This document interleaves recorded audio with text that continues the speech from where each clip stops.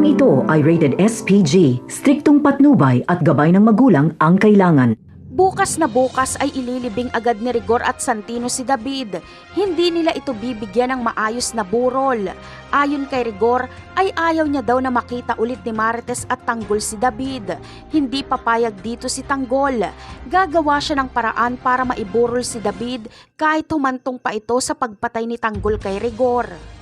Kaya naman, kinabukasan ay ikakasa ni Tanggol ang kanyang plano. Sa paglabas sa San Dimas ng karo na may dala sa bangkay ni David para ilibing ito, ay haharangin ito nila Tanggol.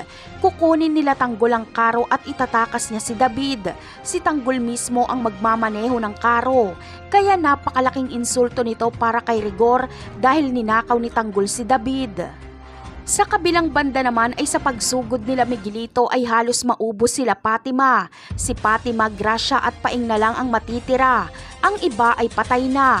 Kaya napakalaking dagok ito sa pamilya Benito. Ganun pa man ay pipilitin ni Paing at Gracia na mailigtas nila si Fatima. Kahit saan magpunta sila Fatima ay nanganganib sila dahil patuloy silang tutugisin nila Miguelito. Bagamat delikado ay mapipilitan sila Fatima na humingi ng tulong sa mga pulis Quiapo. Ikikwento niya ang nangyari pero hindi siya paniniwalaan.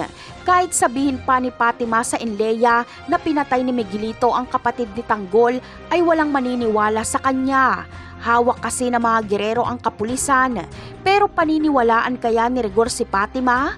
Yan ang aabangan natin sa mga susunod na episode. Paalam!